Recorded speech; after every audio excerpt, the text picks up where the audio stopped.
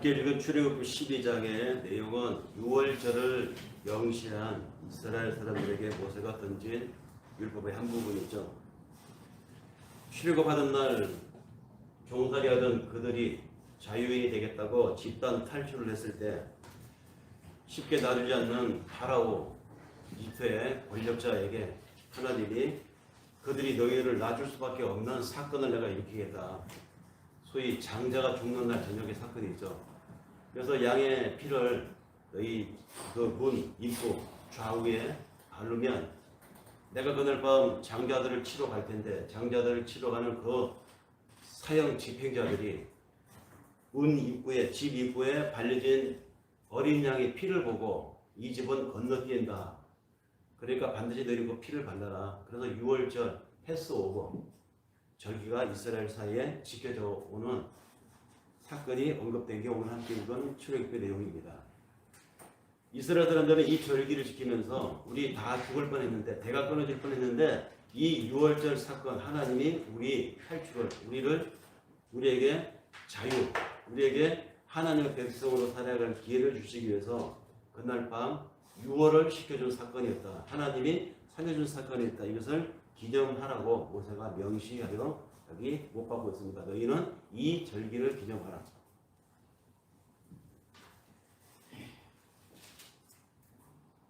그렇게 해서 이스라엘 사람들에게 6월절 절기는 율법만큼이나 제사만큼이나 드려지는 제물만큼이나 중요하게 지켜져 왔었습니다. 그런데 오랜 세월을 수백 년 수천 년을 지켜오다 보니까 그 예배, 그 제물, 그 절기가 형식화되어져 가기 시작했습니다. 이건 마찬가지인 것 같아요. 교회도 이심전심 하나님을 고백하고 믿음이 좋아서 서로가 확인이 되면 그런 사람들끼리 모여서 우리 같이 하나님을 찬양합시다. 우리 같이 하나님께 예배를 드립시다. 그렇게 해서 출발한 게 이 교회인데 어떤 교회이든지 출발 때는 그 창립 멤버들의 열의와 초심이 그대로 살아있기 때문에 그것이 얼마나 오래 가겠냐면은 그렇기 때문에 처음에 출발할 때 그 정신이 계속 가는 교회는 살아있는 교회고 그것이 10년이 되고 20년이 되고 나중에 뭐 100년 된 교회, 150년 된 교회, 전통을 자랑하는 큰 교회가 되면 그때부터는 교회가 예배가 형식화가 되죠. 프로그램화되고 어떤 프로그램을 개발해야 우리에게 생생한 살아있는 라이브적 예배가 될 수 있을까? 이런 골몰들을 연구들을 하기 시작하는 것이죠. 그래서 예배 연극이 도입되고 찬양 예배가 도입되고 그런가 하는 또 이런저런 교육 프로그램들이 도입이 돼서 교회가 계속 유지하고 하나님의 그 처음 마음을 어떻게 하면 우리가 싱싱하게 유지해 나갈 수 있을까 고민입니다. 그런데 그렇게 하기 위해서 이것저것 선택하는 여러 방식들을 보면 대부분 누가 시작했는지 모르지만 누군가가 시작한 그 모양을 따라하는 모양들입니다. 예배가 어떤 교회에서 하던 모양을 따라하고요. 찬양도 어떤 교회에서 했던 모양을 따라하고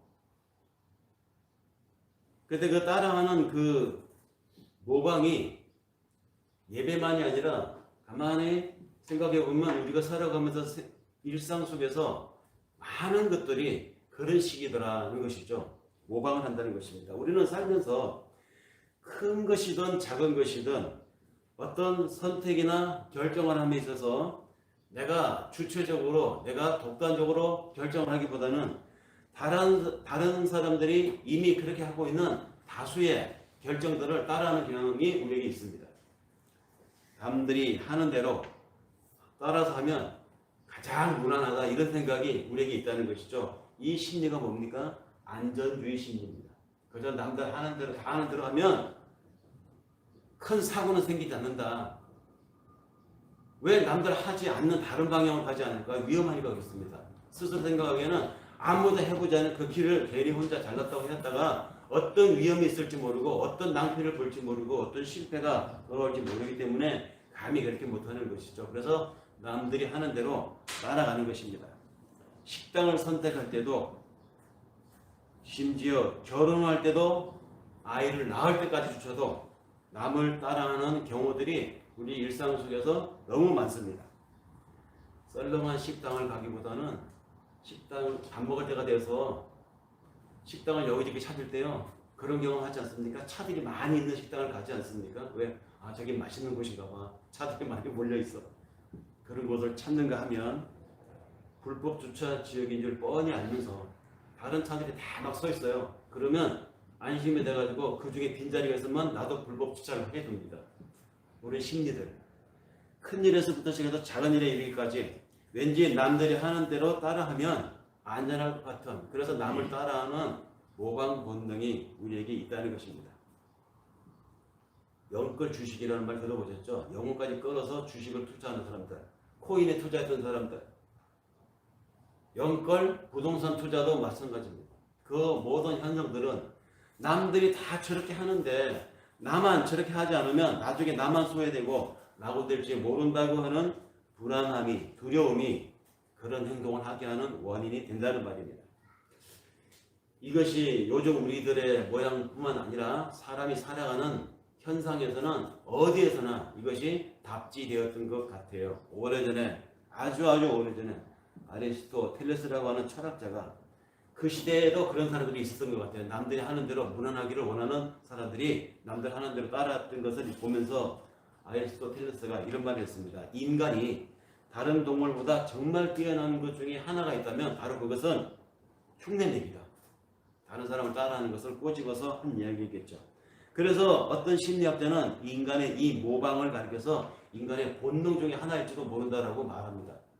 남들 하는 대로 따라하려고 하는 것이 그냥 경향이 아니라 이건 인간의 본능이다. 이렇게 말을 한 것이죠. 근데 이런 경향으로 살아가는 오늘날의 많은 사람들이 누구네 집 아이가 어디 학원 간다니까 우리 아이도 거기 보내야만 그 대회에 설 것 같고, 어느 집 아이를 잘 키우기 위해서 강남으로 이사를 갔다고 하는데 그럼 우리도 우리 아이를 장래를 위해서 강남 8학군으로 이사를 가야 되지 않을까? 그래서 강남 8학군으로 몰리니까 거기가 집값이 올라가는 것이죠. 근데 왜 그렇게 해야 되는 것이죠? 왜 그렇게 줄을 서야 되는 것이고 왜 남들이 하는 대로 따라가야 할까요? 늘 줄을 서왔지만 정작 왜 줄을 서야 하는지 깊이 생각해보지 못한 채 그저 남들이 다 그렇게 하니까 나도 그렇게 하지 않으면 왠지 안 될 것 같은 이 불안. 사실은 우리 인간이 이렇게 약합니다. 그런 불안으로 남들 하는 대로 따라가는 그런 존재밖에 안 돼요. 그것이 우리들의 모습입니다. 그런데 더 치명적인 이야기를 하는 분이 있습니다. 이렇게 남들 하는 대로 나도 따라가는 나의 이 선택이 내가 알아서 내 스스로 내가 주체적으로 선택한 것인 줄 알았는데, 즉 이 남들 하는 대로 하고 싶어하는 나의 이 욕망이 내가 알아서 한 것인 줄 알았는데, 자율적인 것인 줄 알았는데 알고 봤더니 이것이 자율적인 것이 아니고 타율적인 것이더라. 이렇게 말하는 분이 있습니다. 인간의 욕망은 자율적이 아니라 타율적이다. 이렇게 말하는 분이 있습니다. 프랑스의 철학자 또 인류학자인 어떤 분이 그렇게 말씀하시는데요. 그분은 모든 사람들이 무엇이 되고자 하는 그 욕망, 무엇을 갖고자 하는 그 바램, 그것이 자기가 자율적으로 그렇게 선택해서 하는 것인 줄 알았는데 알고 봤더니 자기가 자율적으로 그렇게 선택한 것이 아니라 타율적이더라는 것입니다. 연구를 해보니까. 어떤 사람이 두르고 입고 다니는 명품을 보면 나도 그걸 갖고 싶어하는 마음. 어떤 사람이 돈을 많이 가지고 넉넉하게 살아가는 모습을 보면서 나도 저렇게 살고 싶다라고 하는 그 갖고 싶어하는 그 욕망. 그러니까 갖고 싶어하는 그 욕망, 되고 싶어하는 그 내면의 욕심들이 내가 나를 그렇게 만든 것인 줄 알았는데 실은 자율적인 것이 아니라 남들이 하는 것을 보고 영향을 받아서 내가 그렇게 되었다. 즉 타율적이라는 것입니다. 결국 인간의 욕망이라고 하는 것은 모방 욕망이더라. 이것이 이 사회 인류학자가 바라본 인간의 모방 본능을 분석한 말입니다. 그런데 문제는 우리가 무엇인가를 욕망하게 만들었던 그 어떤 것이 내가 뭐가 되고 싶어 하는 나의 동기를 불어넣은 그 어떤 원인이 알고 봤더니 내 경쟁자더라는 것입니다. 이게 문제죠. 저 사람이 하는 게 좋은 것 같아서 잘나 보여서 그거 가진 것이 좋아 보여서 나도 그걸 갖고 싶은데 재원은 한정되어 있잖아요. 자리는 한정되어 있잖아요. 그러니까 그것을 갖기 위해서, 그 자리에 올라가기 위해서 나에게 모방 본능을 불러일으켜 주었던 그 어떤 매개체가 실은 알고 봤더니 나와 경쟁자다라는 것입니다. 그것도 그것을 갖기 위해서 애쓰고 있으니까 저 사람보다 내가 먼저 가시려면 내가 저 사람보다 더 연구하고 노력하고 수고하고 애써야 되는 겁니다. 이렇게 세상이 우리를 속이고 있다는 것이죠. 나만 잘하면 되는 줄 알았는데 아니더라는 것입니다. 나보다 더 많이 하는 사람이 있고 나보다 더 수고하는 사람이 있어요. 근데 내가 되고 싶었던 그것이 실은 모든 사람들이 이 사회가 집단으로 우리가 어떤 체면에 걸렸는지 미쳤는지 우리가 그런 방향으로 가고 있더라는 것입니다. 한 방향으로. 같은 욕망을 놓고 서로 경쟁해야 하는 이런 세상을 살게 되고 말았다는 것이죠. 세상의 모든 폭력이라고 하는 것이 실은 거기에서 비롯되더라. 사회인육자가 보는 세상 분석이었습니다. 한정되어 있는 자리, 한정되어 있는 자원을 서로 갖기 위해서 경쟁을 하다 보니까 거기에서 폭력이 일어나더라는 것입니다. 이 폭력이 집단적 민족과 민족의 폭력으로 나타나면 전쟁인 것이고 사회 내에, 체제 내에 개인 대 개인으로 일어나면 이것이 경쟁이라는 것입니다. 이 경쟁은 그것이 전쟁이든 개인 간의 경쟁이든 폭력은 불가피하다는 것입니다. 그렇게 보니까 이 모방 본능이 모든 폭력들의 씨앗이요. 모방 본능이 모든 것들의 폭력의 본질이더라. 이렇게 파악한 이 프랑스의 사회 인류학자의 관점은 대단히 훌륭하다. 정말 정확하게 봤다. 성경도 사람을 그렇게 보거든요. 성경도 우리 인간을 어떤 인간을 보느냐 바로 이 인류학자 보는 관점과 똑같습니다. 그렇기 때문에 인간이 살아간다고 하는 것은 내가 사람들 속에 사회 속에 살아간다고 하는 이 과정은 불가피하게 폭력의 악순환에 내가 던져진 것입니다. 우리 그렇게 살아가는 것이죠. 거기에서 그들처럼 살지 않으면 낙오되고 한없이 저하 삼류 사류 사회에 뒤처진 인생을 살 수밖에 없는 이런 세상을 오늘 우리가 살아가고 있습니다. 그 본질적이고 근원적인 폭력의 악순환이 반복되고 있는 이 세상에 그 고리를 끊어버리는 대사건이 우리에게 일어났었죠. 예수 십자가의 사건이었습니다. 그 십자가는 신에게 바치는 인간의 희생제물이라고 보는 사람들이 많지만 성경을 읽어보신 분들은 그것이 아니라는 것을 다 알 것입니다. 폭력을 덮는 인간의 거짓 제사를 고발하고 무고한 희생 양에게 폭력을 가하는 이런 폭력의 악순환을 끊어버리는 사건, 이것이 바로 예수의 십자가 사건이라는 말입니다. 세례 요한은 자신 앞에 나오는 예수를 바라보면서 이렇게 말했습니다. 요한복음 1장 29절에요. 자신에게 세례받겠다고 오는 예수를 보면서 오라 하나님의 어린 양이로다. 세상 죄를 지고 가는 하나님의 어린 양이 여기 지금 오고 있다. 세례 요한이 자신에게 다가오는 예수를 보면서 이렇게 표현했을 때는 세례 요한의 머릿속에 아마 두 가지를 연상하고 있지 않았을까 싶습니다. 그 하나가 뭐냐? 세례 요한은 유월절 어린 양 사건을 알고 있었습니다. 그도 율법을 읽고 내용을 파악하고 있는 선지자 중에 하나이기 때문에 구약의 이스라엘에게 전해진 하나님 율법을 잘 알고 있습니다. 그렇다면 그가 하나님의 어린 양이로다 라는 이 말을 언급할 때는 어린 양의 개념이 어떤 것인지 잘 알고 있지 않겠습니까? 오늘 우리가 읽은 유월절 어린 양 이야기를 이 세례 요한이 예수를 바라보면서 떠올렸다는 것입니다. 그가 자신 앞에 세례를 받겠다고 다가오는 예수를 보았을 그 시즌은 마침 유월절기가 다가오고 있었던 시즌이었습니다. 유월절 제물로 바치기 위해서 이스라엘 전국에서 많은 어린 양들이 예루살렘으로 이끌려 오는 바로 그런 시기였다는 말이죠. 오래전에, 아주 오래전에 히브리 노예로 이집트에서 살았던 그들이 그 이집트를 탈출하는 날, 그날 저녁에 그들이 사는 집을 보호해 주었던 것은 바로 유월절 어린 양의 피였습니다. 그 어린 양의 피, 그 유월절 어린 양의 피를 지금 세례 요한이 자기에게 다가오는 예수를 보면서 떠올렸다는 것이죠. 그리고 또 다른 하나의 생각은 제단에서 드려지는 피 흘리는 어린 양을 이 세례 요한이 떠올리지 않았을까 싶습니다. 아시는 대로 세례 요한의 아버지는 스가랴라고 하는 제사장이었습니다. 이스라엘 성전에서, 예루살렘 성전에서 제사장이 하는 역할이 무엇인지 잘 아는 가정에서 자랐다는 것이죠. 그 세례 요한은 아버지 스가랴 제사장이 하는 일을 매일 성전에서 봤습니다. 성전 예식을 잘 알고 있었고 성전에서 드려지는 제사를 잘 알고 있었습니다.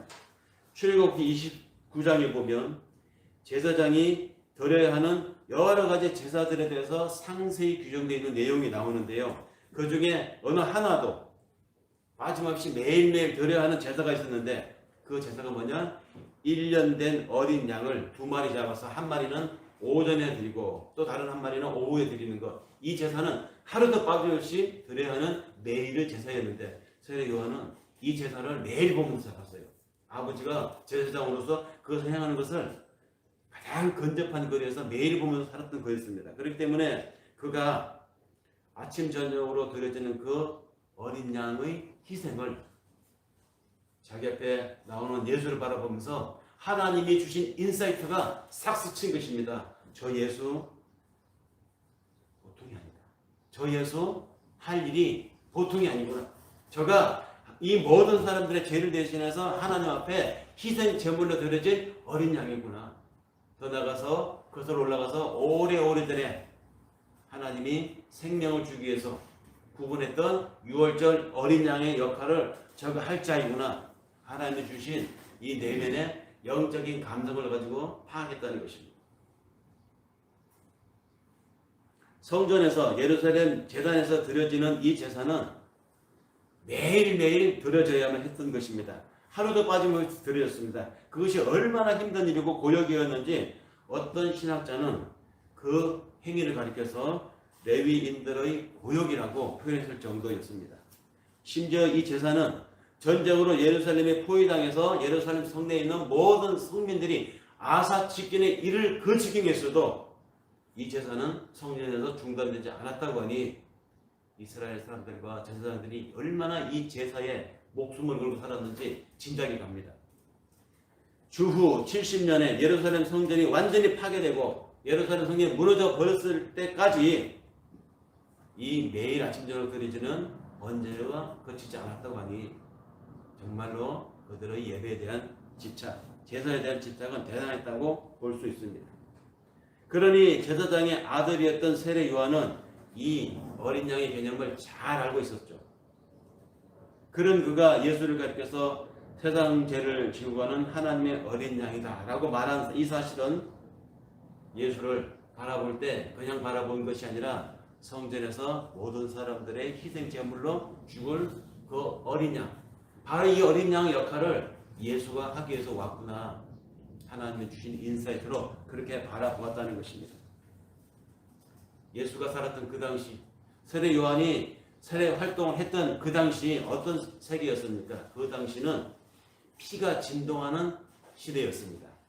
그리스 신화를 그대로 받아서 자신들의 문화로 보충했던 이 로마 신들 많았습니다. 신들이 그리스 신들 숫자만큼은 로마 신들이 많았습니다.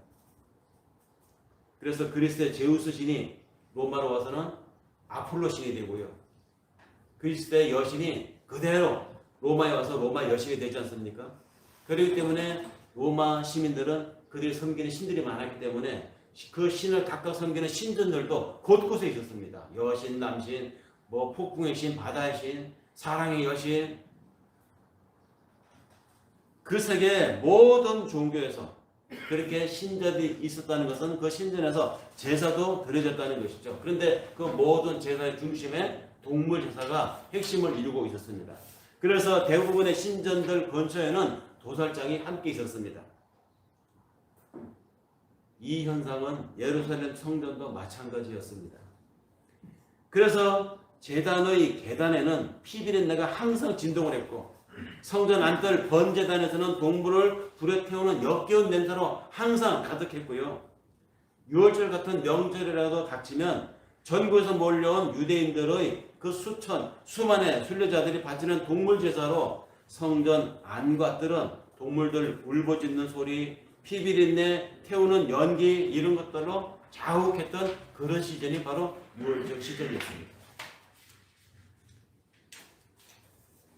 그리고 그렇게 제사를 드리는 그 비용도 각 개개인이 하나님 앞에 가장 좋고 투실한 흠없는 어린 양으로 드려야 되기 때문에 또 이 동물이 얼마나 귀했겠습니까? 시즌이 돌아오면 이게 품귀 현상이 일어나가지고 값이 2배, 3배 막 프리미엄이 붙었습니다. 그래서 이 제사에 드리는 비용도 만만치 않았습니다. 그렇기 때문에 6월절 시즌은 예루살렘 거주자들에게는 큰 돈을 벌 수 있는 대목이었습니다. 대제사장과 관련 있는 일당들은 바로 이 시기에 희생 제물을 풉니다. 막 웃돈을 갖고 풉니다. 그래서 막대한 이익을 얻는 시즌이 바로 이 6월절 절기 시즌이었어요. 그렇게 해서 드려지는 희생 제물, 그렇게 해서 드려지는 희생 양, 그것이 인간의 부정을 씻는다고 사람들은 믿었고, 또 그렇게 해서 제사장이 자신의 양을 잡아서 하나님 앞에 태워 올리면 우리 가족과 우리 친척과 우리 동네에 나를 아는 모든 사람들의 죄가 대표해서 이 양에게 태워지니 나는 사함을 받는다라고 사람들은 미안을 받았지만, 성경은 그렇게 해서 사람들의 죄가 씻어지지 않는다고 말을 하니 문제죠. 단호하게 성경은 그렇게 해서 죄가 없어지지 않는다고 말합니다. 해마다 늘 드리는 같은 제사로는 사람을 온전케 할 수 없다. 이것이 성경이 분명히 말하고 있는 사실입니다. 그런 제사들은 해마다 죄를 기억하게 할 뿐이라고. 그래서 아예 하나님은 그런 제사, 그런 예물, 그런 번제, 그런 속건제 원하지도 않는다고, 기뻐하지도 않는다고 분명하게 성경은 이야기하고 있습니다. 대신에 하나님은 하나님이 원하시는 뜻을 제대로 알고 그대로 행하는 것, 바로 예수가 이 일을 하기 위해서 왔고 그렇게 또 죽었고, 그렇게 해서 하나님 위에 원하시는 그분의 뜻을 단번에 단 한 번에 자신의 삶으로, 자신의 희생으로 완벽하게 해내신 그 예수, 그가 그렇게 드림으로 인해서 우리 모든 사람들이 덕분에 하나님 앞에 거룩하게 되었고, 그가 그렇게 희생함으로 인해서 영원한 제사를 드림으로 하나님을 만족시켜 우리의 죄가 여전한데도 불구하고 하나님이 죄 없다, 너희는 깨끗했다 라고 하나님이 여겨주시게 되었다는 것이죠. 이것을 성경이 이야기하고 있습니다. 그가 단 한 번의 제사로 우리를 온전케 하였기 때문에 우리는 죄 때문에 다시 제사 드릴 일이 없어졌다는 말입니다. 이제는 그분의 희생으로 인해서 우리가 거룩한 제사장만 들어갈 수 있는 이 지성소에 우리도 감히 들어갈 수 있는 담력을 얻게 되었고요. 그가 희생되심으로 인해서 지성소 한가운데 있는 휘장이 위에서 아래로 찢어져 열림으로 인해서 우리가 그 휘장 한가운데로 하나님 앞에 직접 만나고자 기도하고자 다가갈 수 있게 되었다는 말입니다. 우리는 그런 신분의 사람이 됐다는 것이죠. 그래서 우리를 신의 자녀, 신자가 된 것입니다. 이 길을 누가 열었느냐? 예수 그리스도의 단 한 번의 희생 제물로 드려졌다는 것입니다.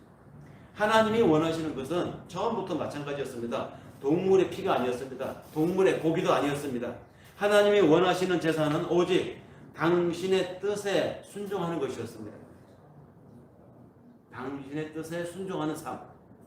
사실은 이 얘기를 구약의 예언자들이 계속 해왔었습니다. 구약의 양식이 있는 제사장들이 그렇게 말해왔고, 구약의 뜻 있는 하나님의 사람들이, 이스라엘 사람들이 그 얘기를 계속 해왔던 것이죠. 사무엘상 15장 22절에 보면 사무엘이 하나님의 이 뜻을 오해를 해가지고 제사를 좋아하는 줄 알고 살찐 고기를 좋아하는 줄 알고 가장 살찐 고기를 약탈해가지고 하나님께 드리려고 내가 이렇게 보관했습니다 라고 의기양양하게 내가 하나님 말 잘했죠 라고 자기 의를 드러내는 그 사울 왕을 향해서 사무엘이 말하는 내용이 나옵니다. 한번 읽어보겠습니다. 여호와께서 번제와 다른 제사를 그의 목소리 청중하는 것 좋아하는 것 같이 좋아하실 줄 알았습니까? 순종이 제사보다 낫고 듣는 것이 순양의 기름보다 낫다, 이렇게 말한 이 얘기 뭡니까? 하나님은 그때도 지금도 마찬가지입니다. 당신의 뜻에 순종하는 것을 원하시지 고기, 기름 그렇게 원하는 거 아니라고 이야기했습니다. 그런데도 어떻습니까? 이스라엘 사람들은 하나님이 이것을 좋아한다고 저것을 좋아한다고 투실투실하고 흠없는 양을 준비하기에 서로 웃돈을 얹어가면서 돈을 더 많이 들인 자신의 제사를 하나님이 저 사람의 형편없는 저 싸구려 제사보다 더 기쁘게 받으신다고 생각을 해서 유월절 되면은 그렇게 어린 양의 품절 현상이 일어난다는 거 아닙니까? 오해를 해도 크게 오해를 하고 희생제물을 잡고 제사를 드리는 그 사람들에게, 이스라엘 사람들에게 수시로 끊임없이 예언자들은 말해왔습니다. 미가 예언자도 이렇게 말했습니다. 미가서 6장 6절에서 8절. 내가 무엇을 가지고 여호와 앞에 나아가며 높으신 하나님께 경배할까? 내가 번제물로 1년 된 송아지를 가지고 그 앞에 나갈까? 여호와께서 천천의 수양이나 만만의 강물 같은 기름을 기뻐하실까? 내 허물을 위하여 내 마다들을, 내 영혼의 죄로 말미암아 내 몸의 열매를 드릴까? 어떤 것을 드리면 하나님이 기뻐하실까? 지금 예언자가 되뇌입니다. 이스라엘 사람들이 외치고 있습니다. 그러면서 깨달은 것을 말합니다. 사람아, 사람아, 주께서 선한 것이 무엇인지를 너희에게 보이셨나니 여호와께서 네게 구하시는 것은 오직 정의를 행하고 인자를 사랑하며 겸손하게 네 하나님과 함께 행하는 것이 아니더냐. 진짜 하나님이 원하시는 것이 무엇인지를 지금 말하고 있습니다. 그것을 그 하나님의 뜻에 순종하는 것이 바른 예배이고 그것이 바른 제물이라는 말입니다.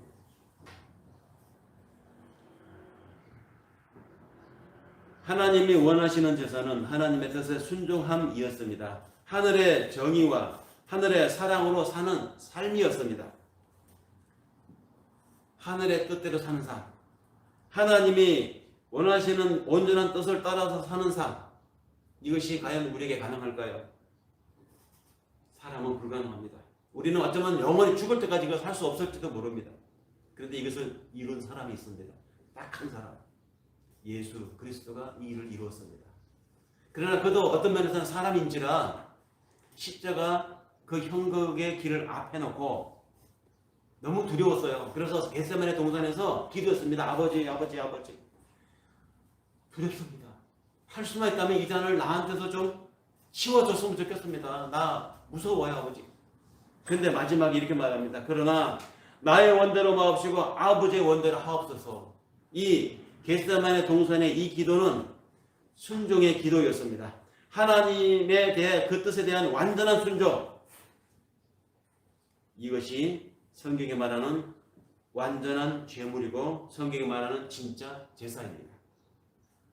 우리는 이 그리스도를 따르는 삶을 산다고 하는 작은 그리스도들입니다. 그래서 우리를 가르쳐서 크리스찬이라고 하지 않습니까? 그리스도인. 이렇게 예수처럼 완벽한 제사, 완벽한 제물이 되지는 못하더라도 적어도 삶의 목표, 살아가는 처세 곳곳에서 순간순간에서 흉내는 내려고 하고 이런 지향점은 가지고 살아야 되지 않겠느냐는 것이죠. 하나님은 그것을 우리에게 지금 당신의 뜻이라고, 그 뜻에 순종하라고 말씀하시는 겁니다. 사람들은 이렇게 생각했어요. 고대 사회도 그렇고 요즘도 마찬가지지만 하나님 앞에 희생제를 드리는 것, 희생제물을 드리는 것은 그 하나님의 노여움을 달래어 드리는 것이다. 지금도 종교를 찾는 사람들, 교회 와서 헌금을 하는 사람들의 심리, 교회에 막 전재산을 바쳐서 하나님께 이렇게 하면 하나님이 알아주시겠지. 그 심리의 바닥에 뭐가 있습니까? 하나님이 내 인생에 대해서 진노하시고 하나님이 나를 지금 똑같게 보시니까 내가 하나님을 달래드려야 돼. 안 그러면 난 인생 종쳐 망쳐. 이런 불안 때문에 하는 거 아닙니까? 감사히 살면 더 말할 나위가 없죠. 그것이 정답이죠. 그런데 사람들이 종교를 갖는 이유가, 사람들이 고대 사회도 그렇고 지금도 그렇고 희생제를 드리는 그 근본 동인이 뭐냐? 노여움을 달래기 위해서입니다. 신의 노여움을 달래기 위해서. 그렇게 생각했습니다. 그러나 노여움을 달래기 위한 것이라고 하지만 실상 그 당시 사회로 가보면, 오늘날도 마찬가지지만 실상을 따져보면요, 폭력으로 덮어버리는 소위 사회 유지 장치였습니다.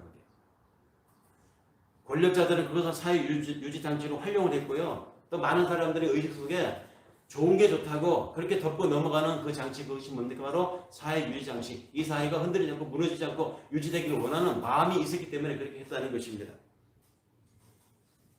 한 사회가 갈등과 폭력으로 망주의 위기에 처해지게 되면 해결 방법이 딱 두 가지가 나옵니다. 권력을 가진 사람은 그것을 교묘하게 내부의 분열과 불만과 갈등을 바깥으로 확 돌리죠. 그래서 일으키는 것이 전쟁입니다. 그렇게 해서 권력자는 자기가 통치하는 그 내부 또 그 사회 안에 기득권자들은 자신들이 누리고 있는 기득권과 자리를 그렇게 유지해 나가는 방법입니다. 바깥으로 돌립니다. 바깥에 적을 만들어가지고. 그래서 우리가 지금 전쟁 중이다. 우리끼리 내부에서 이게 싸우면 안 돼. 그냥 불만을 잠재워버리는 것이죠. 아니면 잠정적인 외부의 적을 만들어둡니다.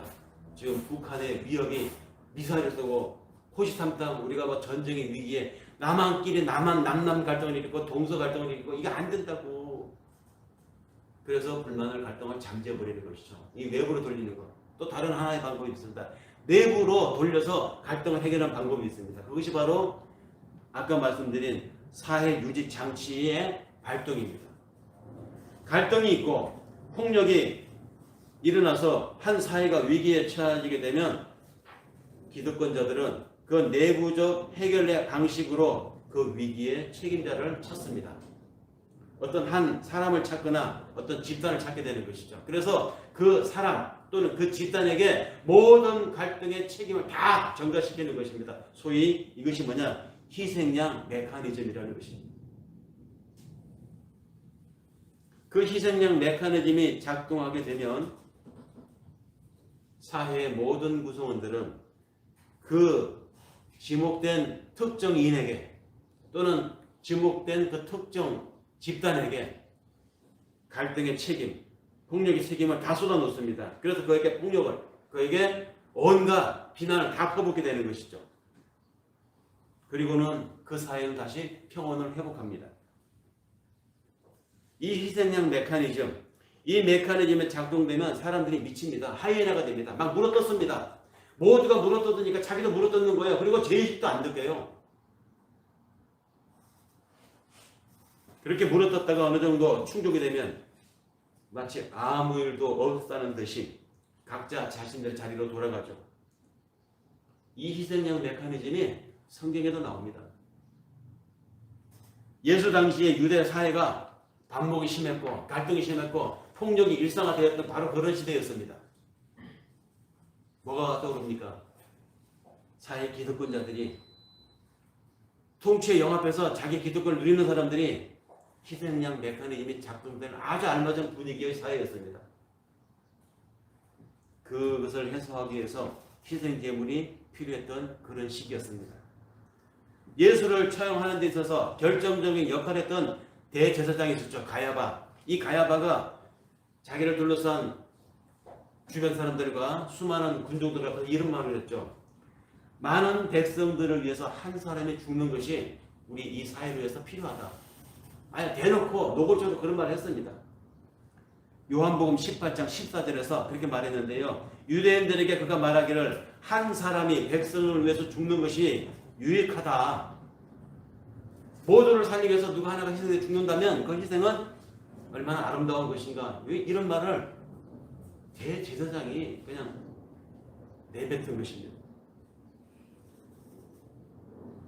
이 대제사장 가야바는 성전에서 희생제물을 팔고 사는 것에 맞서서 소란을 피웠던 예수, 그 예수를 죽여서 기존의 질서를 유지하려고 했고, 그래서 망가진 위계 질서를 회복하여 자신들의 기득권을 유지하려고 했던 것이죠. 그리고 그것은 실행되었습니다. 그리고 성공했습니다. 이렇게 인류의 모든 희생 제사는 누군가를 희생을 담보하여 그들에게 질서가 유지되곤 했던 세계였습니다. 그런데 인류의 모든 희생 제사, 그런 제사와 성경에서 말하는 예수의 희생 제사, 이것은 전혀 성격이 다릅니다. 인류의 모든 신화나 모든 신전에서 행하여졌던 집단 폭력의 희생 제물은 그 지목된 희생 제물이 죄인이었어요. 모든 사람들의 죄를 그가 다 뒤집어 쓰고 있었던 것입니다. 그것이 양이었던, 그것이 특정 집단이었던, 또 특정한 마녀였던, 그에게 죄가 다 전가되었기 때문에 그 특정 대상물은 죄인입니다. 또는 죄의 물이든지. 그렇기 때문에 이것을 태워주기든 화형을 하든 이 여자를 생매장을 하든 그 집단을 싸그리 없애버리든 그것은 마땅하고 그렇게 그에게 폭력을 가하는 이 나머지 집단들 가해자들은 신성한 것이었습니다. 자기들은 정당한 것이었어요. 죄가 없는 사람들이었습니다. 그것이 모든 신전에 들어있던 희생제물의 특징이라면 성경에서 말하는 예수님의 희생제물은 전혀 반대였습니다. 우선 희생제물이 된 예수 이 자체가 죄가 없는 분이었습니다. 무고한 사람이었습니다. 아니 죄를 지을 수가 없는 하나님이었어요. 그 죄 없는 존재를 죄 있다고 해서 십자가에 못을 박아 죽인 가해자들이 죄인이었죠. 자신들의 더러운 죄를 자신들의 욕망을 유지하기 위해서 그 예수를 십자가에 못 박았잖아요. 그렇기 때문에 이 가해자들이 죄인이었습니다. 그것을 바라고 방치한 사람들도 죄인이었고 그것에 침묵으로 동조한 사람들도 죄인이었고 이건 정서적 심정적 죄뿐만이 아니라 실제로 구체적인 삶에서 실제 행동에서 죄를 갖고 살아가는 사람들이었다는 말입니다. 전혀 다르다는 것이죠. 성경은 십자가 사건에서 희생된 예수를 무죄라고 선언하고 있습니다. 요한 1서 3장 5절에 그에게는 죄가 없다라고 선언합니다. 그런가 하면 베드로도 그의 걸 베드로전서 3장 18절에서 그는 의인으로서 불의한 자를 대신하여 죽은 것이다라고 예수의 죽음을 이렇게 해석을 합니다. 성경에서 이렇게 말하는 것처럼 예수는 무고하게 고난받는 이 땅의 모든 그런 식으로 죽는 희생 양들이 무죄하다라고 선언해주는 이야기다 이렇게 말합니다. 예수 죄가 없습니다. 그런데 하나님이 그렇게 프로그램을 해서 죽은 거예요. 모든 사람 죄를 대신해서. 예수의 이 죽음이 무엇을 의미하느냐? 마찬가지로 오늘날에도 폭력이 자행되고 있는 이 세상에서 그렇게 죽을 죄를 짓지 않았는데 사회적 메커니즘에 의해서 몰매를 맞고 모든 죄를 뒤집으시고 죽어가는 무죄한 어린 양이 있다면 그들의 죄가 무죄하다는 것입니다. 그 선언입니다. 오늘의 세상에서 자행되는 폭력은요, 구조적인 폭력입니다. 내가 저 앞에 있는 저 사람이 와서 뺨을 때리거나 발로 걷어찼다고 하는 이 물리적인 눈에 보이는 폭력만이 폭력이 아니라 오늘날의 폭력은 구조적이라는 것이죠. 즉 이게 뭡니까? 사회적인 폭력이라는 말입니다. 소수자를 향한 다수자의 일방적인 법률, 일방적인 집행, 일방적인 시선, 폭력입니다. 구조적인 폭력입니다. 많이 가진 사람들을 위해서 만들어진 법, 윤리, 도덕, 정신적인 우월감 이 전부 다 그만큼 갖지 못한 사람들에 대한 구조적인 폭력입니다. 자기는 아버지 잘 만나서 부잣집에 태어나서 먹고 쓰고 입는 것에 아무 부담감 없이 쓰고 먹고 살아왔어요. 근데 어느 누구는 자기는 공기처럼 먹고 마시고 입고 하는 이 명품에 좋은 옷에 고기에 그것을 어떤 집 아이는 가난한 집에 태어나서 침만 꿀꺽 삼킵니다. 그리고 항상 그런 자신을 보면서 쟤는 주눅에 들어있어. 그런 아이를 향해서 너도 먹어. 돈이 없어. 돈 많은 부모에서 태어난 것도 능력이야. 이런 말 하는 거예요. 얼마나 큰 폭력입니까? 이 아이는 사실을 말하는 거예요. 있는 집 아이는. 그러니까 자기는 그러니까. 그런데 이 사회 구조가 그것이 정당하다고 말을 하는 사람들이 있죠. 그런데 이 구조가 바로 폭력이라는 것입니다. 오늘날의 폭력은 구조적인 폭력입니다. 이 폭력들은 대부분 사회적 약자나 취약계층에게 가해지고 있습니다. 특히 자신을 방어할 능력이 없거나 자신을 방어할 법리적, 기술적 지식이 없는 사람들에게는 더 잔인하게, 더 무차별적으로 가해지는 것이 오늘의 세상입니다. 강자를 숭배하고 약자를 혐오하는 오늘의 풍토에서 이런 폭력 요소는 점점 더 진화하고 세련돼가고 있습니다. 그래서 오늘의 폭력은 구조적인 폭력이라는 것입니다. 그 폭력에 의해서 희생되고 폭력에 의해서 일방적인 욕받이를 하고 있는 이 어린 양이 있다면 그거는 무시한 자다. 하나님이 이렇게 얘기하신다는 말이죠. 그리스도의 십자가, 이것은 이런 식으로 살아왔던 인간들의 사회에 그런 식으로 지금도 자행되고 있는 이 세상에 그런 폭력을 근본적으로 종식시키고 이 땅의 모든 무고한 자들을 향한 손가락질을 멈춰라. 이런 하나님의 명령이었습니다. 그리고 그런 하나님의 능력이었습니다. 그런 면에서 기독교는 누가 말하는 것처럼 함부로 갔다? 아닙니다. 기독교를 정말로 오해하고 무시에 근거해서 하는 말입니다. 신앙이 이제는 점점점 빛을 발해갈 것이다. 교회도 없어질 것이다. 그렇죠. 교회가 없어질지는 모르겠습니다. 그런데 신앙은 없어지지 않아요. 오히려 이래서 성경의 말씀은, 이래서 기독교는 점점 더 지켜가야 할 하나님의 보물입니다. 가장 소중한 가치입니다. 우리의 모든 것을 희생해서라도 지켜야 할 하나님의 아름다운 진주 목걸이라는 것이죠. 세상에 성스러운 폭력이라고 하는 거 없습니다. 정당한 폭력은 없다는 것이죠. 아무리 세상이 시끄럽고 가치관이 혼돈스러워서 남들이 하는 것을 10분의 1밖에 나는 하지 않았다. 그렇기 때문에 저 사람에 비하면 내가 그 사람에게 한 막말은 오히려 선한 것이다. 이렇게 말하셨습니다. 아닙니다. 모든 폭력은 그 자체로서 악입니다. 그러면 내가 하는 말이, 내가 살아가는 삶의 모양이 폭력인지 아닌지 어떻게, 무엇을 비춰볼 수 있습니까? 하나님 말씀에 비춰보면 우리는 알 수 있잖아요. 하나님 말씀, 그리스도처럼, 주님이 주신 십자가의 삶처럼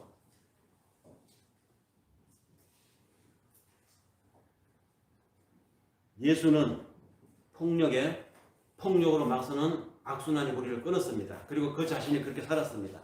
그래서 그는 자신의 손에 못을 박는 이들을 향해서, 자신의 발에 못을 박는 저 무지한 로마 병정들을 향해서 하나님 앞에 이렇게 기도했잖아요. 주님, 하나님, 저들은 자신들이 지금 무슨 짓을 하는지 모릅니다. 폭력으로 폭력을 낳는 이 악순환의 고리를 저들이 하고 있는데 저들의 저 무지를 용서하여 주시옵소서. 예수의 이 정신을 깨달은 사도 바울은 에베소서 2장 14절에서 16절에 이렇게 말합니다. 그는 우리의 화평이라. 둘로 하나를 만드사 원수된 곧 중간에서 막혔던 담을 자기 육체로 허물으시고 또 십자가로 이 둘을 한 몸으로 하나님과 화목하게 하셨느니라. 네. 그렇게 해서 그 희생으로 하나님과 세상을 화목하게 만드는 예수의 그 정신, 예수의 정신을 따라 살겠다고 하는 우리 크리스찬, 오늘 우리들에게 세상과 하나님의 막힌 담을 허는데 우리가 그렇게 산다는 것입니다. 폭력을 연결해 나가는 악순환의 고리를 우리의 삶과 우리의 언어로 끊으라는 것입니다. 그것이 완전한 제물로 사는 삶이고, 그것이 진짜 하나님 앞에 제사로 드리는 삶입니다. 말씀을 정리하겠습니다. 우리는 동물의 피나 무고한 희생양의 피가 아니라 세상 죄를 지고 가는 하나님의 어린 양, 하나님의 뜻에 순종함으로 살아가는, 그래서 그 앞에 드려지는 영원한 제사, 그 행위로 인해서 하나님 앞에 나갈 수 있는 길을 얻은 하나님의 자녀들입니다. 예수를 죽게 한 악의 뿌리는, 예수를 십자가에 못 박았던 그 사단은 저 바깥에 있는 유령이 아니었어요. 알고 봤더니 내 속에 있는 욕망이었고 우리들의 욕심들이었습니다. 내 안에 있는 자족하지 못했던, 내 속에서 감사하지 못했던, 그래서 늘 비교하고 절망하였던 우리들의 이기심이 알고 봤더니 그 예수를 못 박았던 것입니다. 내 욕심이 사그라들지 않으면, 내 욕망이 내 속에 여전히 존재하고 있으면 우리는 오늘도 동물의 피, 동물 고기를 하나님께 태워 놓으면 그것으로 그만이라고 생각하고 나는 하나님 앞에 제사받았다고 무책임하게 일상을 내 욕심을 채워가면서 살게 되겠죠. 그건 온전한 제사가 아니었습니다. 동물의 피가 아니라, 약하고 무지한 내 이웃의 피가 아니라 세상 모든 죄를 지고 우리를 위해 희생한 예수의 피로 우리가 살아가야 되지 않겠습니까? 그것이 완전한 제물로, 진짜 제사로 살아가는 오늘 저와 여러분들이 되기를 바라면서 하나님께서 이 말씀을 우리에게 주실 줄 믿습니다. 기도하겠습니다.